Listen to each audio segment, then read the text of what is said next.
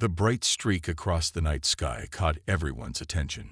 NASA's deep space monitors tracked the object as it entered Earth's atmosphere at an unusual angle, too controlled for a meteor, too damaged for a functioning spacecraft. When it crashed into the Pacific Ocean 200 miles off California's coast, the impact barely made a splash in the news. The world had bigger problems in 2047. Commander Jack Miller stood on the deck of the U.S. Reliant, watching the recovery team haul the first pieces of wreckage from the ocean floor. Rain pattered against his jacket as he squinted at the strange metal fragments. They weren't like anything he had seen before. The material seemed to absorb light rather than reflect it. Pretty weird, right? Dr. Lisa Wright appeared beside him, her red hair tucked under a rain hood. As the lead engineer assigned to the recovery, she had been pulling 20-hour shifts examining the debris. Jack nodded. Any idea what we're looking at? Nothing human-made, that's for sure. Lisa handed him a tablet showing scans of the recovered materials. The molecular structure doesn't match any known alloy. And look at this power cell we found. It's still active after the crash. Before Jack could respond, his radio crackled. Commander, we found something big. You're going to want to see this. Down in the makeshift lab below deck, a team of scientists huddled around a curved piece of technology. It glowed with a faint blue light, symbols scrolling across its surface. It activated when we brought it aboard, said a nervous technician. We think it's some kind of computer. Lisa approached it carefully. The symbols keep changing. It might be trying to communicate. Jack stepped closer. Can we communicate back? Lisa tapped at her tablet, connecting it to the alien device. Maybe. Let me try something. The scrolling symbols paused, then rearranged themselves. A voice emerged from the device, unlike any human language but somehow understandable. Emergency protocol active. Vorsic battle cruiser Sunbreaker critically damaged. Seeking assistance. The room fell silent. Jack and Lisa exchanged glances. It's translating itself for us, Lisa whispered. Jack leaned toward the device. This is Commander Jack Miller of Earth. Who are you? The blue light pulsed. I am navigation intelligence of Vorsic vessel. Ship destroyed in battle with Arcturus hegemony forces. Critical systems failure. Over the next few days, as more wreckage was recovered, the truth became clear. They had found the remains of an alien warship, part of a civilization called the Vorsic, destroyed in battle with something called the Arcturus hegemony. The news couldn't be contained. Within a week, the United Nations formed the United Earth Recovery Initiative, with representatives from every major nation demanding access to the alien technology. Jack found Lisa late one night in the lab, studying pieces of what appeared to be a weapons system. The higher-ups are fighting over who gets what, he said, sitting beside her. Like kids with a new toy. Lisa didn't look up. They don't understand what we found. This isn't just advanced technology, Jack. This is a warning. She played a recording from the AI system they'd recovered. The translated voice was somber. The Arcturus hegemony controls 17 sectors. They eliminate emerging spacefaring species or force them into servitude. The Vorsic refused subjugation. We fought for 60 cycles before our final defeat. Our last ships carried experimental weapons that were never deployed. Jack felt a chill. They're telling us there's a hostile force out there, watching for new civilizations. Lisa nodded, her face pale in the blue light of the alien display. And they've probably noticed us by now. So what do we do? Jack asked. Lisa's hand brushed over the strange metal components. We learn, we adapt, and we prepare. She looked up at him, determination in her eyes. They gave us this wreckage for a reason, Jack. Maybe the last gift of a dying civilization. Or the last trap of our future enemies, Jack said quietly.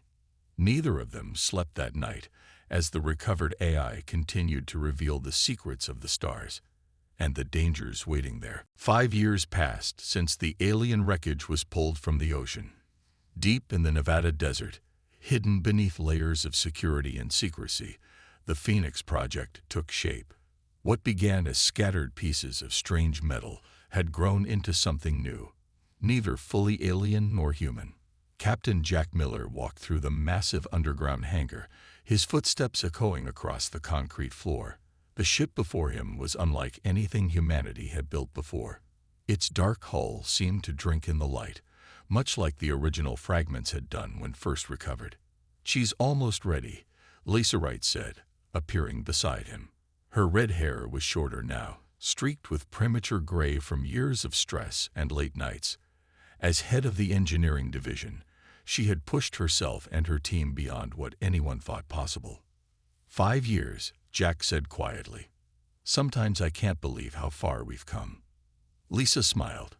"And sometimes I can't believe how much we still don't understand." Admiral William Hayes approached them, his uniform crisp despite the late hour. As leader of the Phoenix Project, he carried the weight of Earth's future on his shoulders. "Status report?" Hayes asked.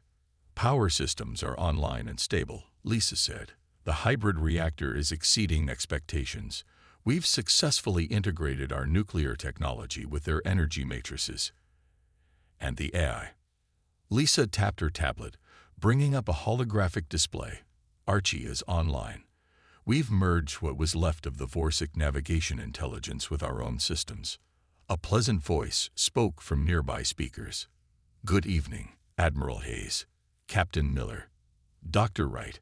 All systems are functioning within optimal parameters." Jack still found it strange to hear the ship's artificial intelligence speak in such human terms. The original alien AI had been cold, mechanical. Archie was different, a true blend of two worlds. "And what about Dr. Carter's findings?" Hayes asked. As if on cue, Alan Carter hurried into the hangar, clutching a stack of papers. His excitement was visible even from a distance. "I cracked it," he called out, his voice echoing. "The weapons systems, I finally understand what they were building." The group gathered around a holographic display as Carter explained his discovery. "The Vorsic ship wasn't just a normal cruiser," he said, bringing up images of complex machinery. "It was carrying experimental weapons that were never deployed against the hegemony. Weapons that could have changed the outcome of their war." "Why weren't they used?" Jack asked. Carter shook his head. "From what I can tell, they were still in development, not ready for battle when the final assault came." Lisa studied the schematics. "But we can finish what they started." Hayes looked at each of them. "Then let's do it. We're scheduling the first test flight for next week." 7 days later, Jack sat in the captain's chair on the Phoenix bridge. The ship hummed with power around him, systems lighting up as the crew took their stations. "All systems go, Captain," said Sam Barnes at Tactical. "Pre-flight checks complete," added Kelly Peddle from Navigation. Jack opened a channel to the control room where Hayes and Lisa watched. "Phoenix ready for launch, Admiral." "You have clearance, Captain," Hayes replied. "Make history." The massive hangar doors above them slid open, revealing the night sky. Jack felt a mixture of pride and fear as he gave the order. "Take us up, nice and easy." The Phoenix rose silently, its hybrid engines barely making a sound. As they cleared the hangar, Jack glanced at the readouts. The ship was performing perfectly, responding to commands with incredible precision. "Let's see what she can do," Jack said. "Full thrust." The Phoenix shot forward, reaching speeds that should have been impossible. The G-forces would have crushed them, if not for the inertial dampeners Lisa had designed. "Captain, we're hitting Mach 15, Kelly reported, her voice filled with awe. "No turbulence, no strain on the hull." Jack smiled. In just 5 years, humanity had taken alien wreckage and built something beyond what even its original creators had achieved. They had done the impossible. But as the Phoenix soared through the upper atmosphere, Jack couldn't help but wonder if it would be enough when the Arcturus hegemony finally came. 3 months after the Phoenix's successful test flight, Earth received visitors. The alien ship appeared suddenly in orbit, its sleek design unlike the broken Vorsic vessel that had crashed years before. This ship was intact, powerful, and clearly sending a message. World leaders gathered at the United Nations as the alien craft landed on the specially prepared field outside. Armed forces from a dozen nations surrounded the area, weapons trained on the smooth silver hull. Jack stood with Admiral Hayes and Lisa as the ship's door opened with a soft hiss. A tall figure emerged, humanoid but clearly not human. Its skin was pale blue, almost translucent, with eyes that seemed too large for its narrow face. "I am Ambassador Krell of the Arcturus hegemony," the alien announced in perfect English. "I come with a message for your world." The meeting moved inside, where Krell addressed the Security Council with cold precision. "Your species has been observed for some time," the ambassador said. "When you discovered spaceflight, you were added to our watch list. When you reached your moon, you were classified as potentially dangerous." Lisa glanced at Jack. This confirmed what the Vorsikai had told them years ago. 5 years ago, Krell continued, a test was arranged. A damaged Vorsic warship was placed in your path. The room erupted in shocked whispers. Jack felt his stomach drop. It hadn't been an accident after all. "This is a standard procedure," Krell explained, unmoved by the reaction. "We provide emerging civilizations with advanced technology and observe what they do with it. Those who build tools from the wreckage are deemed peaceful. Those who build weapons," the ambassador's large eyes fixed on Admiral Hayes, "those civilizations are deemed too dangerous to exist freely." "You set us up," Hayes said, his voice tight with anger. "We gave you a choice," Krell corrected. "And you have made yours. Our scans detect a vessel of Vorsic design with human modifications, a warship. This confirms our assessment." The ambassador placed a small device on the table. It projected a hologram of the Phoenix in flight. "You have 30 Earth days to surrender all derived technology and place your world under hegemony protection. If you comply, your people will be permitted to live under our guidance. If you refuse..."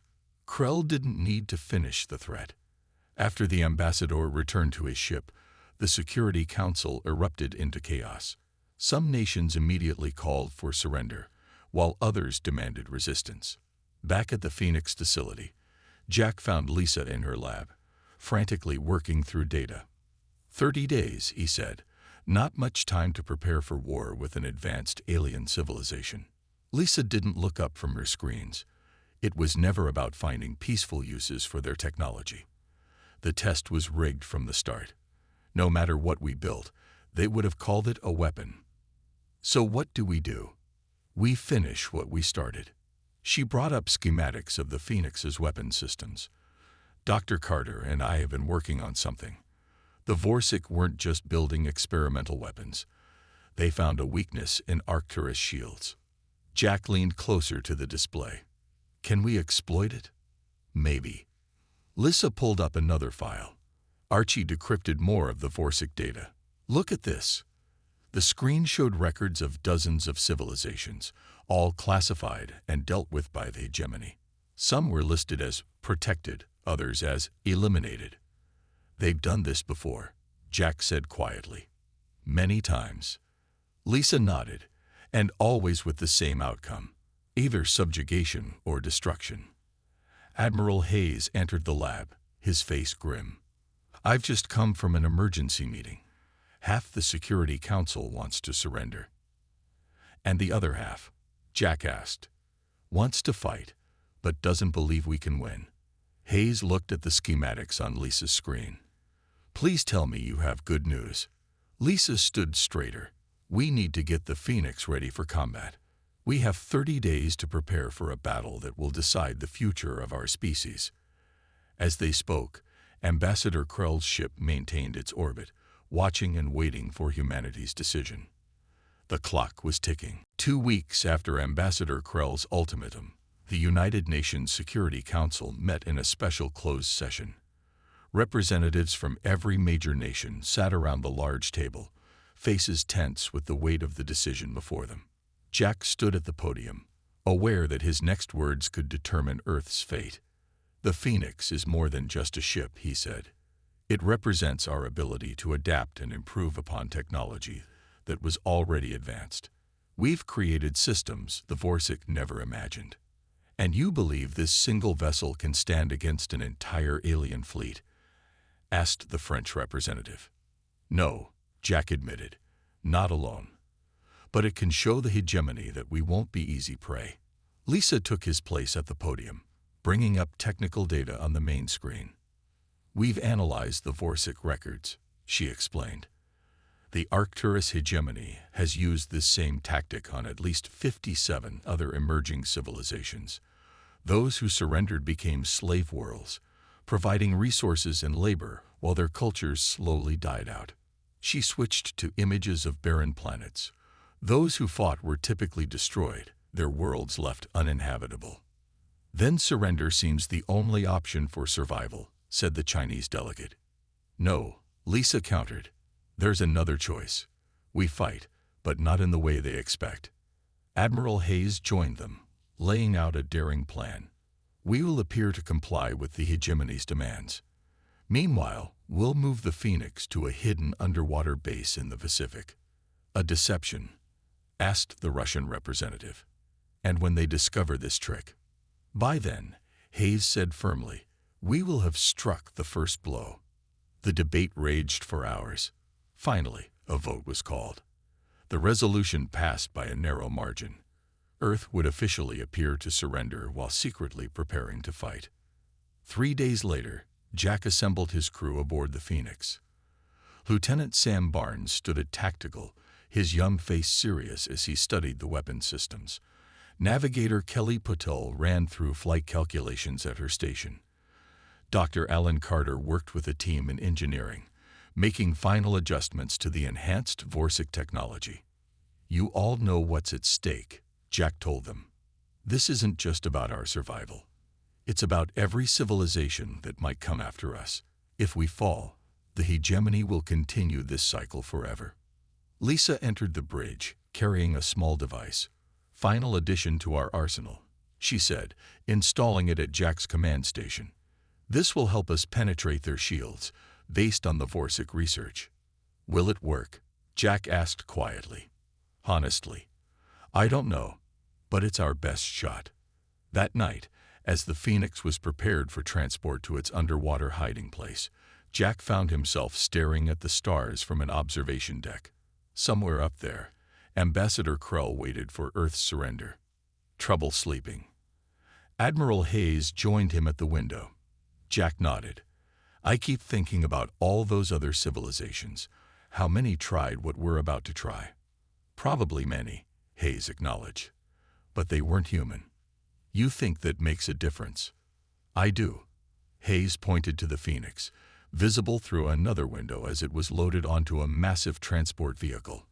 That ship contains technology from an advanced alien civilization. But what makes it special isn't the Vorsic parts. It's the human innovation that took those parts and made them better. Jack thought about Lisa's modifications, Carter's breakthroughs, and all the other improvements they'd made to the original designs. The hegemony is used to dealing with civilizations that either copy their technology or surrender, Hayes continued. They've never encountered humans before. Our stubborn refusal to accept defeat might just be the one thing they haven't planned for. As dawn broke, Ambassador Krell's ship descended to receive Earth's formal surrender. Official representatives handed over carefully prepared documents and samples of all derived technology. Meanwhile, deep beneath the Pacific Ocean, the Phoenix powered up its systems, ready for the most important mission in human history. The massive Arcturus ships entered Earth's atmosphere like silent predators. 6 vessels, each larger than a human aircraft carrier, positioned themselves over major cities. From Washington to Beijing, Moscow to London, the alien ships cast long shadows over terrified populations. Deep beneath the Pacific Ocean, inside a hidden base built within an underwater mountain range, Captain Jack Miller gave the order. Prepare for launch. The Phoenix hummed to life, its hybrid power system glowing with blue-white energy. The crew moved with practiced precision, each person aware that the fate of their planet rested on their actions. Stealth systems active, reported Lisa from her engineering station. Her modification to the Vorsic cloaking technology was untested against Arcturus sensors, but it was their best hope of approaching undetected. Weapons ready, Sam Barnes confirmed from Tactical. The experimental systems derived from the Vorsic wreckage had been enhanced by human ingenuity, making them deadlier than their creators had ever imagined. Jack took a deep breath. Launch. Water rushed past the viewports as the Phoenix rose from its hidden dock. The ship moved silently through the ocean, its dark hull nearly invisible against the deep blue depths. Approaching surface in 30 seconds, Kelly announced from navigation. Jack opened a channel to the entire ship. This is it. Everything we've worked for comes down to the next few minutes. Remember your training. Remember what we're fighting for. The Phoenix broke the surface in a surprisingly small splash, its advanced hull design minimizing disruption. Immediately, the ship climbed steeply into the sky, accelerating faster than any Earth-built vessel could manage. No reaction from the Arcturus vessels, Sam reported, monitoring the alien ships. They don't see us yet. The Phoenix climbed higher, reaching the upper atmosphere in minutes. From this vantage point, the crew could see 3 of the massive hegemony ships hovering over different continents. Which one is the flagship? Jack asked. Archie, the ship's AI, highlighted one of the vessels on the main screen. The central command ship is positioned over the North American eastern seaboard. It is larger than the others by approximately 12%. That's our target, Jack decided. Kelly, plot an approach course. Keep us in their sensor shadow. The Phoenix moved with incredible speed and agility, staying within the blind spots of the alien vessels. Lisa's stealth modifications worked better than anyone had hoped, bending light and absorbing radar in ways the original Vorsic engineers hadn't considered possible. As they closed in on the flagship, Jack studied its massive form. The Arcturus ship dwarfed the Phoenix, its sleek lines bristling with weapons ports and sensor arrays.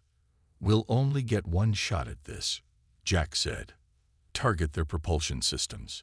We need to cripple them, not destroy them. Targeting solution locked, Sam confirmed, his fingers dancing over the tactical console. Ready on your command. Jack hesitated for just a moment, aware that he was about to start a war. But the Arcturus had already made their intentions clear. It was fight or submit. Fire. The Phoenix's main weapon activated with a low hum. Unlike traditional human weapons, this system used a combination of Vorsic energy technology and Earth nuclear science to create a beam that phased through certain types of shielding. The beam struck the Arcturus flagship's engine section, slicing through shields that had never been designed to stop Vorsic weapons. The effect was immediate and devastating. Blue fire erupted from the impact point as systems overloaded and failed.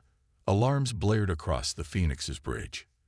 They've spotted us, Lisa called out. Multiple targeting systems locking on. Evasive maneuvers, Jack ordered. Kelly, get us out of here.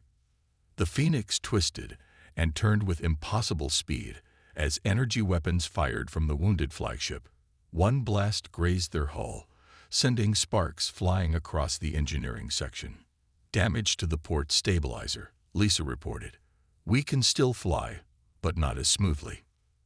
They're sending a distress signal, Sam warned. The other ships are responding. Jack gripped his chair as another near miss rocked the ship. Plot a course out of the solar system. Maximum speed. As the Phoenix fled into deep space, the crew watched the sensor feeds. The Arcturus flagship hung wounded in Earth's orbit, unable to pursue but very much alive. They had drawn first blood in a war that would determine humanity's fate. The Phoenix drifted at the edge of the solar system, hidden in the shadow of a small ice moon. Inside the ship, the crew worked tirelessly to repair the damage from their battle with the Arcturus flagship. Jack floated through the engine room, where Lisa directed the repair efforts. Panels hung open, exposing the complex mix of human and Vorsic technology that powered their vessel. How bad is it? Jack asked. Lisa wiped sweat from her forehead. Could be worse. The port stabilizer took most of the hit. We've rerouted power through secondary systems. And our weapons? Still operational. But we won't survive another direct hit like that last one. Jack nodded grimly. Their first victory had been surprising but narrow. The element of surprise was now gone. On the bridge, Sam Barnes monitored communications from Earth. His face was grim as Jack entered. "It's not good, Captain. The hegemony has placed Earth under complete blockade. No ships in or out. They're demanding we surrender immediately, or they'll start destroying cities." "They're bluffing," Jack said, though he wasn't certain. "They want our planet intact." "Maybe," Sam agreed, "but they might make an example of a smaller city to prove they're serious." Kelly Patel looked up from her navigation station. "Captain, we've received an encrypted transmission from Admiral Hayes." The message was brief but clear. Earth was not alone in its resistance. Other species subjugated by the Arcturus were secretly organizing. If the Phoenix could create a significant enough distraction, a coordinated uprising might have a chance. In the lab section, Dr. Carter made an unexpected discovery while studying the ship's power system. "Look at this," he told Jack and Lisa, pointing to energy readings. "The way our hybrid system processes power creates a unique energy signature. It's similar to how the Arcturus ships generate wormhole jumps." Lisa's eyes widened. "Are you saying we could create our own jump?" "I think so," Carter nodded. "We might be able to travel directly to Arcturus territory without using conventional spaceflight." The crew gathered on the bridge to discuss their options. They could return to Earth and join the defense, possibly sacrificing themselves in a battle they couldn't win. Or they could take a far more dangerous path. "If we can jump directly to Arcturus space," Jack said, "we might be able to hit them where they're not expecting us." "Create the diversion Hayes asked for." "It's incredibly risky," Lisa cautioned. "The jump technology is untested. We might end up anywhere or nowhere at all. And even if we make it," Sam added, "we'll be one ship in enemy territory." Jack looked at each crew member's face. "I won't order anyone to do this. It's volunteer only." One by one, they nodded their agreement. No one stepped back. 3 days later, the Phoenix was ready. Lisa and Carter had modified the power system to generate a wormhole jump. They had one target: the Arcturus home system, center of the hegemony's power. "All systems ready," Kelly reported from navigation. "Jump coordinates locked in." "Weapons standing by," Sam confirmed. Lisa monitored the power levels as energy built up around the ship. Wormhole forming in 3, 2, 1. Space twisted in front of the Phoenix, forming a swirling tunnel of blue-white energy. The ship shuddered as it was pulled forward into the unknown. The journey lasted only seconds, but to the crew it felt like hours. When they emerged, the view on their screens left them speechless. They had arrived at the edge of a massive complex, an enormous space station surrounded by thousands of warships. It was larger than anything they could have imagined. "It's their main fleet assembly point," Archie announced, analyzing the data. "And they are not expecting visitors." Jack gripped his chair as he studied the enemy force. They're one ship against an armada. The odds were impossible. "Kelly, identify their command center and fuel depot." "Sam, prepare all weapons." Jack's voice was steady despite the fear he felt. "We're going to hit them hard and fast. Show them that humans don't go down without a fight." As alarms began to sound across the Arcturus fleet, the Phoenix accelerated toward the heart of enemy territory. Chaos erupted across the Arcturus fleet as the Phoenix launched its attack.